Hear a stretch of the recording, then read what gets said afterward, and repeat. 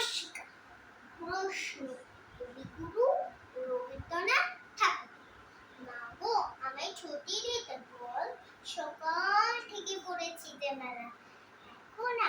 এখন আমি তোমার ঘরে বসে করো শুরু পড়া পড়া খেলা।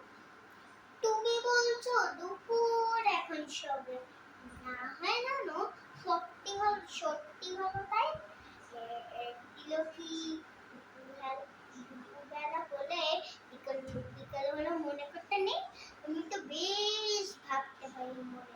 সূর্যি ডুবে আছে মাঠের শেষে, বাগদি মুরগি চুবড়ি ভরে নিয়ে শাক তুলছে পুকুর ধারে এসে। আধার হলো মারা গেছে তোরা, কালি হয়ে এলো দিঘির জল। তারপর হাটের থেকে সবাই এলো, মাঠের থেকে এলো চাষির দল। মনে কর না,